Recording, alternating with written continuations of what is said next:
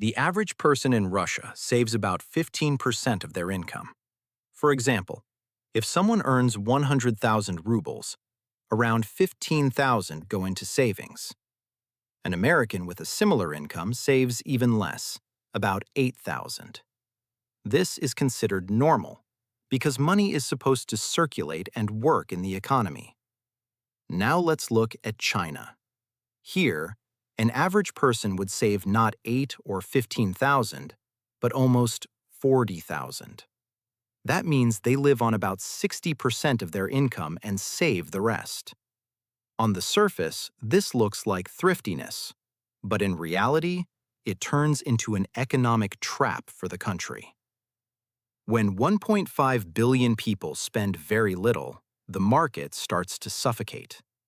This is the Chinese paradox. It is the second largest economy in the world, but one of the weakest in terms of domestic consumption. Now let's look at a key indicator of any economy: the share of consumption in GDP. In the United States, it is almost 70%. This means that most of the economy is based on people spending money every day on clothes, food, cars bought on credit, housing, and many other things. In Europe, this figure is around 50 to 60%, and in Japan, it is roughly the same. This is a normal level of consumption for developed countries. But in China, consumption makes up only about 38% of GDP. For comparison, this is almost twice as low as the US. In other words, the second largest economy in the world works differently. Growth here is driven not by consumer spending, but by exports and massive construction projects, bridges, roads, residential complexes. The problem is that when consumption is so low, the economy becomes very vulnerable. If exports fall or construction slows down, there is nothing to replace them because people inside the country do not create enough demand. That is why China reacts so sharply to any decline in exports or crisis in construction. It simply does not have a strong domestic market to rely on. It is important to say that this is not because Chinese people are greedy or do not like spending money. The reason lies in the system itself. Weak social protection, expensive healthcare, and a lack of reliable investment tools. Because of this, people are forced to save money instead of spending it. But if we look at rural areas and villages, the situation is very, very different. There, the average annual income is just over 20,000 yuan, 4 times less. The gap is huge. In large cities, we see consumption, but for tens and hundreds of millions of people in rural areas, this picture does not exist at all. These people strongly pull the statistics down. Their spending is minimal, and their savings are not a choice, but a necessity. Over the last few centuries, China has gone through many periods of famine. Historians count at least 10 major famines in just the last 300 years. The worst one happened relatively recently. Around 30 million people died. And yes, this tragedy was partly caused by sparrows. In 1958, Mao Zedong decided that sparrows were harming the harvest and ordered their destruction. This campaign was even called a real war against sparrows. In just 3 days in Beijing and Shanghai, about 900,000 birds were killed. As a result, the natural balance was destroyed. Insects, which sparrows used to eat, multiplied and destroyed crops. The next year, there was almost no harvest, and people had nothing to eat. Around 30 million lives were lost because of this wrong decision. These disasters left a deep mark in people's memory. When every few generations there is a moment when people simply do not have enough money for food, saving becomes a survival strategy. People learn to save more than they spend. This behavior turns into a cultural code that is passed down from childhood. For example, during Chinese New Year, children receive red envelopes with money. But there is a special concept here. The money is formally given to the child, but in reality, it is handed to the parents and saved over time. Often, this money is later used to pay for education, classes, and other important needs. For almost 40 years, China lived under the one-child policy, and today, we clearly see its consequences. A typical family structure looks like this. One child has to take care of two parents and also four grandparents. As a result, we get an upside-down demographic pyramid. 6 elderly people and only one young working adult. The most important point is that this burden is carried not by the state, but by the family itself. Pensions appeared only recently and still do not fully cover all groups of the population. Education is paid. Healthcare is paid. Yes, there is insurance, but it also appeared relatively recently, and people still do not feel real security about the future. Many elderly people strongly depend on their children and grandchildren. Because of this constant fear, what if something happens? People prefer to keep money saved. That is why having financial reserves feels safer. The average annual income in China is around 7,000 US dollars. This is official data for 2023. Anyone who thinks that salaries here are huge and everyone lives in luxury is mistaken. And considering how closed and authoritarian the system is, real numbers might actually be even lower. That is why the level of saving is so high. While an average American thinks about buying a new iPhone, an average Chinese person thinks about a possible hospital bill that could arrive at any moment. In the United States, the stock market has been growing steadily for many decades. If we take the S&P 500 index, which includes shares of the 500 largest American companies like Apple, Microsoft, and Coca-Cola, we can clearly see this growth. In the early 2000s, the index was around 1,500 points, and today it is above 4,500. That is almost a threefold increase. Because of this, ordinary Americans actually feel this growth. Their pensions, savings, and investments are connected to the stock market through different financial instruments. This creates the so-called wealth effect. When your investment account grows, you feel richer and are more willing to spend money. This is one of the main engines of consumer spending in the US. Now let's look at China. The Shanghai Composite Index today is roughly at the same level as in 2007, around 3,000 points. That means that in almost 20 years, there has been no real growth. For an average Chinese person, the stock market gives almost nothing.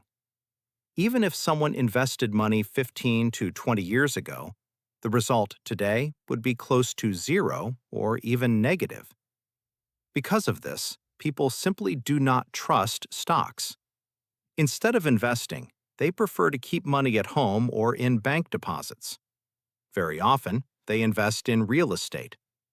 At least with property, there is a feeling of stability and safety, or at least a small guaranteed return. Another important point is that economic growth in China is not fully organic. It is often driven by orders from the top. Every year, the government announces a target, for example, that GDP must grow by at least 5%. This is not a wish, but an obligation. This signal then goes down the political system. Local officials understand that if they do not reach this target, their careers will suffer. As a result, they try to show growth at any cost. The fastest and easiest way to do this is construction: roads, bridges, residential complexes, even if they stay empty.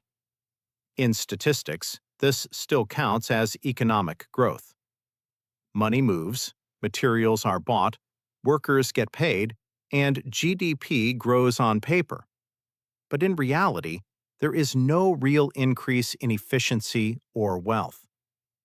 It is growth without real value behind it. Over time, this leads to a serious problem: too much real estate and too little real demand. As a result, China has built more housing than almost any country in history. Tens of millions of apartments stand unused. These are whole cities that exist on paper, but not in real life. This is what can be called a real estate hangover. Construction boosted growth for years, but now it puts heavy pressure on the economy instead of supporting it. For many years, China called itself the factory of the world. After joining the World Trade Organization in 2001, Chinese exports grew very fast and became the main engine of economic growth. Goods made in China were sold all over the world in huge volumes. But today, this model is under strong pressure. The United States has introduced high tariffs on Chinese products such as steel, aluminum, electronics, and other goods.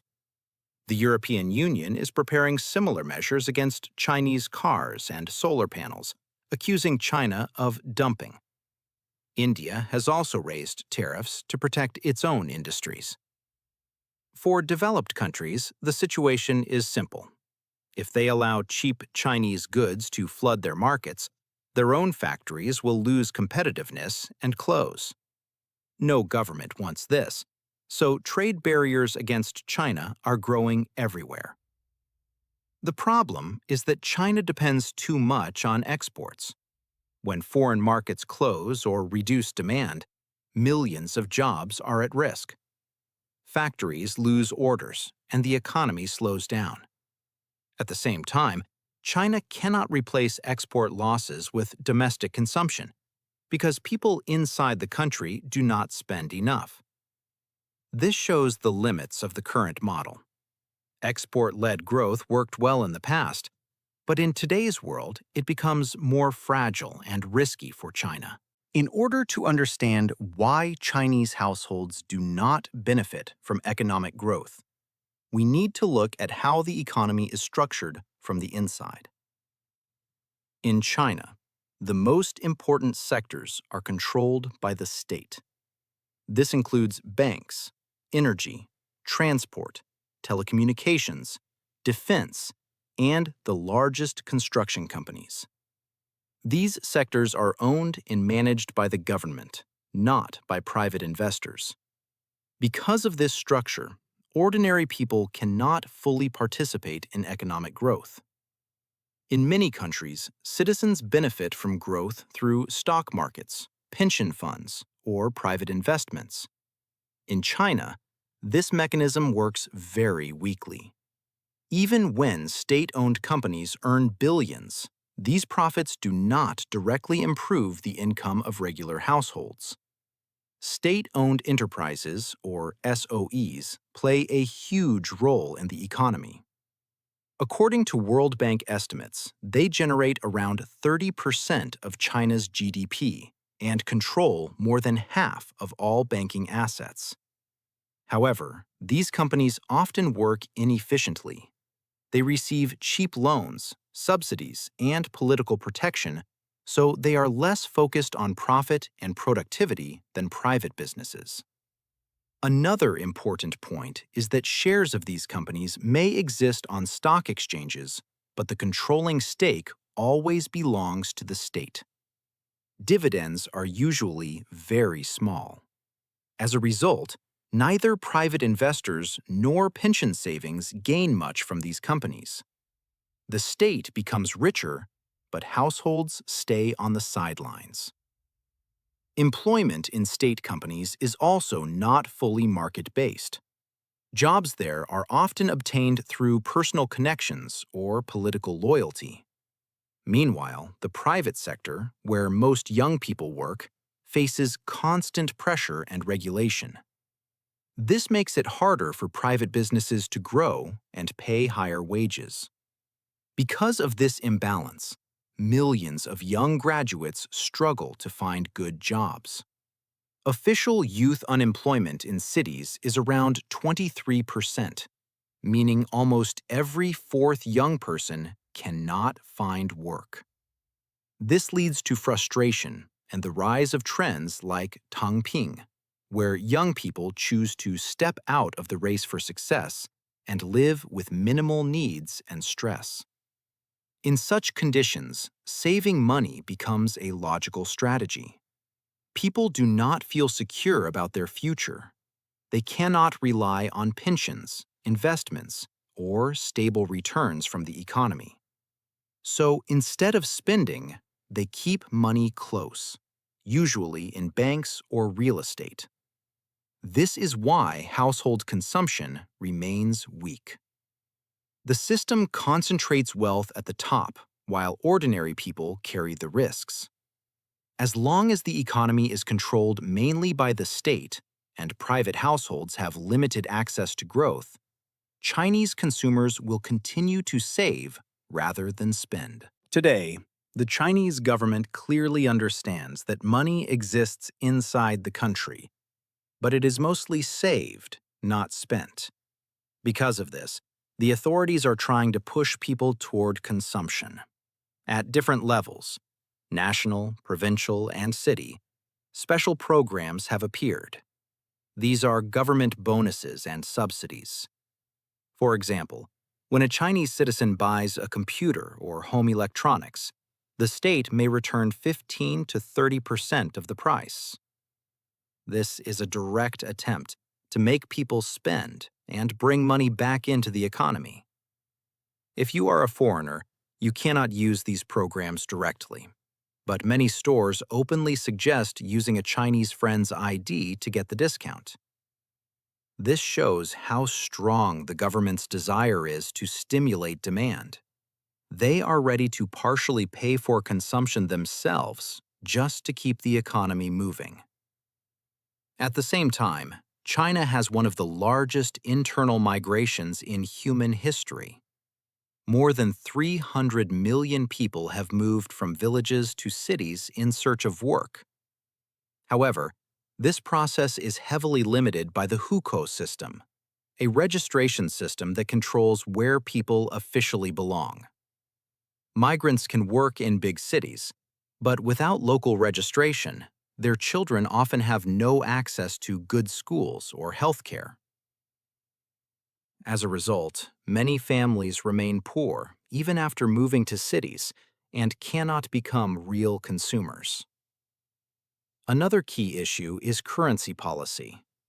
For decades, China kept the yuan artificially weak. This made Chinese exports cheap and competitive on the global market. Thanks to this, factories worked non-stop, and China became the factory of the world. However, this policy has a downside. Imported goods become expensive for Chinese citizens. Even products made in China, like smartphones, can sometimes be cheaper abroad than inside the country. The weak yuan helped exports, but hurt domestic consumption. People paid more for foreign goods, energy, and raw materials. Meanwhile, the extra money earned through exports was stored in state reserves instead of flowing into households. This made the yuan feel unnatural and disconnected from real purchasing power. Economists know what could increase consumption in China. First, the country needs stronger pensions and social protection, so people feel safe about the future. Second, citizens need access to real investment tools, not just bank deposits and real estate. Third, the yuan would need to become more flexible and closer to a market-driven currency. But all these steps go against the current system. Strong pensions mean redistributing money from the state to people. A free investment market means giving up tight control. A strong yuan would make Chinese exports less competitive and could slow growth. For the political system, these are not just economic risks. They are risks to control. Looking ahead, China faces a difficult future. The population is aging fast.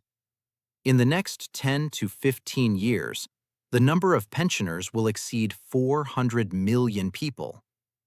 This means fewer workers and more dependents.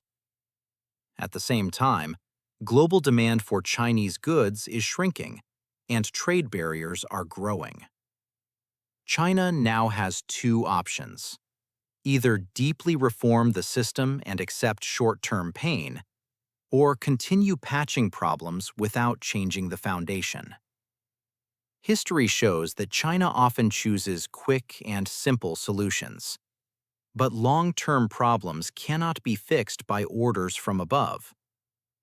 An economy cannot be repaired by command alone. This is why the future of Chinese consumption remains uncertain. The country is powerful and rich on paper, but until ordinary people truly benefit from growth, spending will stay weak.